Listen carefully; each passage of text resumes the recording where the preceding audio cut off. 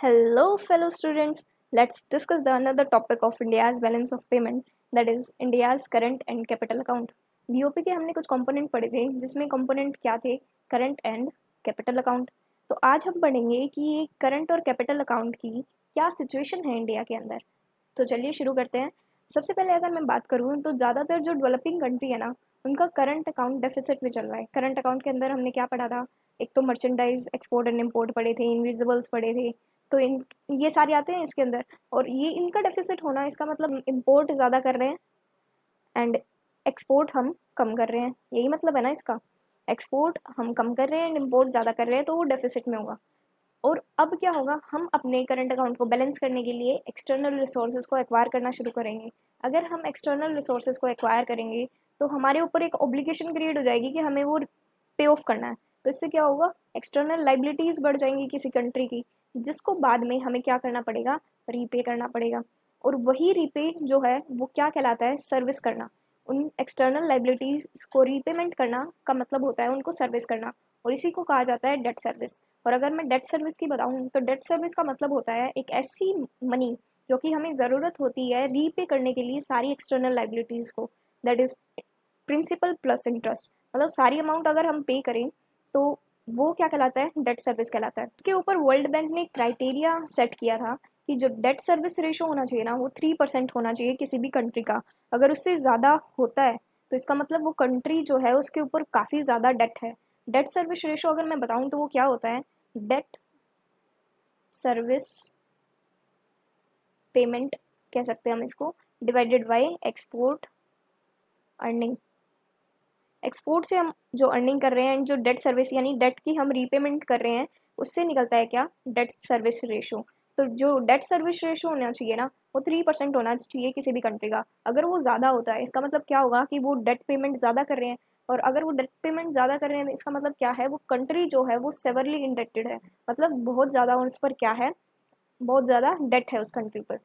तो जो हम पेमेंट कर रहे हैं ना सर्विस करने के लिए, अगर वो राइजिंग ट्रेंड दिखा रहा है, इसका मतलब क्या होगा, हम एक्सटर्नल अर्निंग को यूज़ करेंगे उसको रीपे करने के लिए, उसको सर्विस करने के लिए, ठीक है। और अगर हमारे ऊपर एक्सटर्नल डेट नहीं होता तो हम उसको किसके लिए यूज़ करते, इम्पोर्ट करने के लिए, which is necessary for any country, ठीक है। तो हम यहाँ क्या कह सकते हैं कि जो हमारा डेट सर्विसिंग है ना, वो अफेक्ट करता है किसको, इम्पोर्ट परचेजिंग पावर को। कैसे, अगर हम डेट सर्विस ज़्यादा करेंगे यानी पेमेंट ज़्यादा करेंगे डेट की, तो हमारी इम्पोर्ट परचेजिंग पावर क्या है, वो कम हो जाएगी ना। और ऐसे ही डेट सर्विस हम कम करेंगे तो इम्पोर्ट परचेजिंग पावर बढ़ जाएगी, ठीक है। अगर हमें ऐसे इनपुट्स को इम्पोर्ट करना होता है जो कि हमारे ग्रोथ के लिए ज़रूरी है, तो वो हम नहीं कर पाएंगे। क्यों, क्योंकि हमें डेट सर्विसिंग करनी है। तो इससे क्या होगा, इससे अल्टीमेटली हमारी ग्रोथ में कहीं ना कहीं रुकावट पैदा होगी, ठीक है। अब मैं अगर बात करूँ इंडिया की, तो इंडिया भी करंट अकाउंट डेफिसिट कंटिन्यूसली चलता आ रहा है, कब से, 1980 से, ठीक है। और डेट सर्विस रेशो जो है वो अपवर्ड मूवमेंट दिखा रही है तभी से ही, 80s के टाइम से ही। लेकिन वो अपने हाईएस्ट पीक पर कब थी, 1991 में, जो कि 35.3% था। मतलब कितना नॉर्मल बताया गया है वर्ल्ड बैंक के क्राइटेरिया ने, 3% का है कि 3% होना चाहिए, इससे ज़्यादा होगा तो बहुत ज़्यादा डेट है उसके ऊपर। So see the difference between the both, कि कितना ज़्यादा था हमारा उस टाइम पर क्या, डेट सर्विस रेशो। और इसका कारण क्या था, इसका कारण था high reliance on debt creating flows. Debt creating flows कौन से होते हैं, वो रिसोर्सेज जिनको एक्वायर करने से हमारे ऊपर एक ओब्लिगेशन क्रिएट हो जाती है कि हमें इनको रीपे करना ही करना पड़ेगा। जैसे कि बोरोइंग्स होगी, बोरोइंग्स, एनआरआई डिपॉजिट्स हो गए, तो इन तो इनकी जो पेमेंट है हमें वापस करनी करनी पड़ेगी, तो ये होते हैं डेट क्रिएटिंग फ्लोज। तो उस टाइम पर हमारा इन पर हाई रिलायंस था, और हम निगलेक्ट कर रहे थे किसको, non debt creating flows. Non debt creating flows कैसे होंगे, जिन पर इंडिया का या फिर किसी भी कंट्री का कोई ओब्लिगेशन नहीं है रीपे करने का, जैसे कि एफडीआई और एफपीआई है, ठीक है। अगर इनको कोई इन्वेस्टर खरीदता है, इसमें इन्वेस्ट करता है, तो क्या होगा, उसका ही रिस्क है। अगर उसको प्रॉफिट होगा तब भी उसका, अगर उसका लॉस है तब भी उसका। तो इस पर किसी कंट्री का कोई क्या नहीं है, ओब्लिगेशन नहीं है।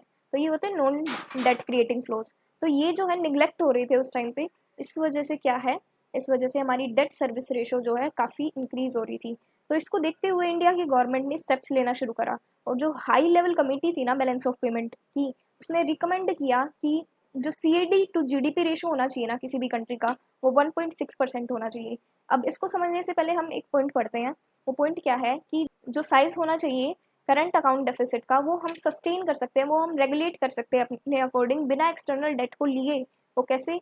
वो हम इस रेशो से देख सकते हैं कि हमारी ratio current receipt to GDP ratio कितनी है, उससे हम उसको क्या कर सकते हैं, उससे हम उसको सस्टेन कर सकते हैं। जैसे कि अगर मैं बात करूं कि CR टू जीडीपी रेशो क्या होती है, तो इसका मतलब होता है कि कंट्री कितनी कैपेबल है अपनी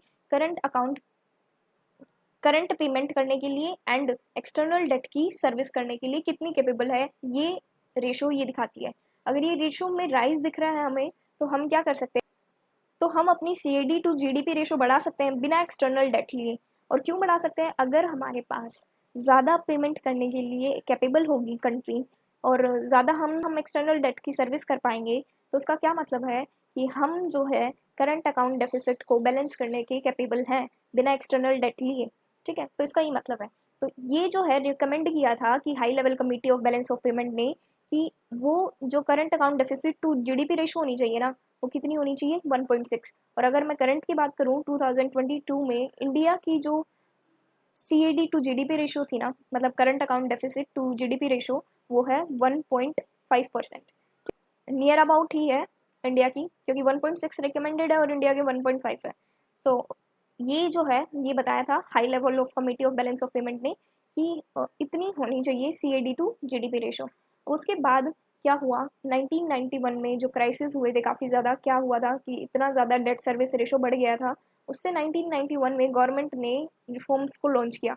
इसके बारे में हमने पहले भी बात की है कि LPG को लॉन्च किया गया था इन 1991, लिबरलाइजेशन, प्राइवेटाइजेशन एंड ग्लोबलाइजेशन। इसने क्या किया, इंडिया की मार्केट को पूरी वर्ल्ड की मार्केट के साथ इंटीग्रेट कर दिया। ठीक है, तो हमने ना सबसे पहले तो इससे क्या हुआ, एक पॉलिसी लाई गई जिसमें हम डेट क्रिएटिंग फ्लो से कहाँ जा रहे थे, नॉन डेट क्रिएटिंग फ्लो, जो कि कौन से होते हैं, FDI और FPI, जिसपे हमारी कोई ऑब्लिगेशन नहीं है रीपे करने की। तो हमारा जो डेट सर्विस रेशो है ना, वो भी कंट्रोल में आ जाएगा और आया। ठीक है, और दूसरा क्या हुआ, दूसरा ये हुआ कि जो हमारी करंट रिसीट थी ना, उन्होंने भी काफ़ी अच्छी परफॉर्मेंस दिखानी शुरू कर दी थी इन रिफॉर्म्स की वजह से, क्योंकि ग्लोबलाइजेशन ने अल्टीमेटली क्या क्या हुआ, हमने एक्सपोर्ट और इम्पोर्ट ज़्यादा करना शुरू कर दिया। हमने इसके बारे में पहले बात की है। तो उससे क्या हुआ, उससे हमारी जो करंट रिसीट्स हैं उसकी परफॉर्मेंस काफ़ी अच्छी होनी शुरू हो गई थी इसके बाद। तो ये तो सिचुएशन है इंडिया के करंट अकाउंट की। अब हम बात करते हैं कि इंडिया के कैपिटल अकाउंट की क्या सिचुएशन है। तो अब मैं कैपिटल अकाउंट की अगर बात करूँ, तो कैपिटल अकाउंट में भी हमें कंपोजिशनल शिफ्ट देखने को मिला। कंपोजिशनल शिफ्ट कैसे होता है, मतलब कैपिटल अकाउंट के जो कंपोनेंट होते हैं ना, उसमें एक से दूसरे पे शिफ्ट होना। कैपिटल अकाउंट में दो आइटम्स आते थे, एक तो थे बोरोइंग्स और एक थी FPI FDI, जो कि क्या होते हैं, ये होते हैं फॉरेन इन्वेस्टमेंट्स। तो जो डेट क्रिएटिंग फ्लोज थे ना, जो कि बोरोइंग्स वगैरह थी, NRI डिपॉजिट थे, तो उनसे शिफ्ट होके हम किस पर आ गए, नॉन डेट क्रिएटिंग फ्लोज पर, जो कौन से थे, FDI एंड FPI। ठीक है, और इनका अगर एग्जिस्टेंस देखें ना, हम डेटा देखें तो डेटा में हमें साफ साफ दिखाई दे रहा है कि जो FDI और FPI थे उस टाइम पर अबाउट नेग्लिजिबल थे, कि बिल्कुल कोई भी इन्वेस्ट नहीं करता था इंडिया के अंदर। तो फॉरेन इन्वेस्टमेंट बहुत कम थी उस टाइम पर। तो वो नॉन एग्जिस्टेंस के बराबर थी, लेकिन आज के टाइम पर हम देखें तो वो काफ़ी ज़्यादा है। तो बेसिक एडवांटेज क्या होता है फॉरेन इन्वेस्टमेंट का, इसमें जो रिस्क होता है ना, रिस्क वो किस पर होता है, इन्वेस्टर पे होता है। मान लो अगर कोई भी लॉस होता है तो लॉस उसको ही बियर करना पड़ेगा, इन्वेस्टर को ही। लेकिन अगर उसको कोई पॉजिटिव रिटर्न्स मिलते हैं तब उन्हें सर्विस करना पड़ेगा, किसको, बोरोवर को, डोमेस्टिक बोरोवर, मतलब जहाँ इन्वेस्टमेंट उन्होंने करी है अगर वहाँ उन्हें पॉजिटिव रिटर्न्स मिलते हैं तो उनको वो सर्विस करने पड़ेगा डोमेस्टिक कंट्री को। लेकिन अगर लॉस है तो लॉस जो है वो इन्वेस्टर को ही बियर करना पड़ेगा। तो all risk lies with in the investor. और अगर मैं बात करूँ एक्सचेंज रेट रिस्क की, वो भी कौन बियर करता है, वो भी इन्वेस्टर बियर करता है। डोमेस्टिक बोरोवर का उसमें कोई रिस्क नहीं होता। और जो FDI की परसेंटेज है ना नेट कैपिटल इनफ्लोज में, वो बढ़ती जा रही है एंड FPI की भी बढ़ रही है। तो अगर इन डेवलपमेंट्स को देखा जाए तो ये डेवलपमेंट हेल्प कर रही हैं हमें एक सस्टेनेबल बैलेंस ऑफ पेमेंट को अचीव करने के लिए, जो कि हम देख पा रहे हैं कि डेट सर्विस रेशो हमारी घटती जा रही है, जो कि एक अच्छी चीज़ है एक कंट्री के लिए। अगर मैं बात करूँ इस पे पर्टिकुलर डेटा की, तो 1991 में हमने पढ़ा कि उस टाइम पर कितना चल रहा था, 35.3%। ठीक है, ये 1991 में चल रहा था। ठीक है, अब अगर देखें तो ये कंटिन्यूसली डिक्रीज होता जा रहा है। अगर मैं बात करूँ 1997 की, तो वो 21.2% आ गया। द 1998-99 में वो 18% पे आ जाता है। ऐसे ही इसमें सिग्निफिकेंटली क्या हो रहा है, डिक्लाइन हो रहा है, जिसकी वजह से हम बैलेंस ऑफ पेमेंट को सस्टेनेबली अचीव करने की राह पे हैं। ठीक है, अब अगर मैं बात करूँ डेटा की, तो हम देख सकते हैं कि 2001, 2002, 2002, 2003 एंड 2003, 2004 में हमारा जो करंट अकाउंट का बैलेंस था ना, वो सरप्लस में था। लेकिन 2004, 2005 में वो एकदम माइनस में चला जाता है। उसका रीज़न क्या है? उसका रीज़न है कि हमने मर्चेंडाइज इंपोर्ट्स को बढ़ा दिया था। देखिए 80,000 समथिंग US मिलियन डॉलर की बात हो रही है यहाँ पे। हमारी 80,000 उस टाइम पर थे, 4 में थे, लेकिन 2004, 2005 में देखें तो कितना ज़्यादा बढ़ जाता है। तो इस वजह से हमारा जो उस टाइम पे है करंट अकाउंट डेफिसिट में एकदम चला गया था। लेकिन इनविजिबल्स ने इसको कंपनसेट नहीं किया, क्योंकि हम देख सकते हैं कि ज़्यादा कुछ चेंज नहीं है इसके अंदर।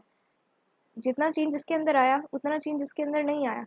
सो हम देख सकते हैं कि इसने कंपनसेट नहीं किया उस चीज़ को। हमारी अगर रिसीट ज़्यादा हो जाती तो ये कहीं ना कहीं कंपनसेट कर देता उनको, लेकिन इसने कंपनसेट करने में, मतलब ये इंक्रीज़ तो हो रहा था लेकिन इनको कंपनसेट नहीं कर पाया। जितना इंक्रीज़ हमने इंपोर्ट में करा उतना हमारे रिसीट्स नहीं बढ़े, जिसकी वजह से हमारा जो करंट अकाउंट है वो डेफिसिट में चला गया। लेकिन अगर मैं कैपिटल अकाउंट की बात करूँ, तो कैपिटल अकाउंट हमारा पॉजिटिव ही चलता आ रहा है। लेकिन इसका ये मतलब नहीं है कि हमारी सिचुएशन ज़्यादा अच्छी है, क्योंकि अगर मैं 1991 की बात करूँ, तो इसमें देख सकते हैं हम कि हमारी जो कमर्शियल बोरोइंग और असिस्टेंस थी ना, वो कितनी ज़्यादा थी, जो कि कंट्री के लिए अच्छी बात नहीं है। और उस टाइम पर FDI और FPI कितना कम था, अबाउट निग्लिजिबल। सो उस टाइम पर हमारी सिचुएशन इतनी अच्छी नहीं थी, लेकिन हम धीरे धीरे FDI और FDI में अच्छा परफॉर्मेंस करना शुरू कर दिया था हमने। सो इसमें हमारा जो बैलेंस है वो सरप्लस में ही चलता आ रहा है। अगर अब मैं बात करूँ डू रिसेंट डेटा की, तो देखिए 2001 प्रीवियस ईयर का ये डेटा है। इसमें हम देख सकते हैं कि हमारा जो करंट अकाउंट है वो सरप्लस में है विद 6.5 US बिलियन डॉलर। ठीक है, और इसकी वजह क्या है? इसकी वजह ये है कि हमारी जो सर्विसेज है वो ज़्यादा हुई हैं, उसके अंदर हमारी रिसीट्स ज़्यादा हुई हैं एंड सेकेंडरी इनकम भी बढ़ी है हमारी। सो इस वजह से हमारे जो करंट अकाउंट है उसके अंदर सरप्लस आया है। अगर मैं बात करूँ कैपिटल अकाउंट की, तो उसमें वो हमारा डेफिसिट में है, और इसकी वजह है फॉरेन पोर्टफोलियो इन्वेस्टमेंट का कम होना। सो ये सिचुएशन है इंडिया के करंट एंड कैपिटल अकाउंट की। So that's all about this video. Thanks for watching. Keep learning, keep growing. And if you like it, give it a thumbs up. If you have any doubt, feel free to ask in comment and subscribe for more.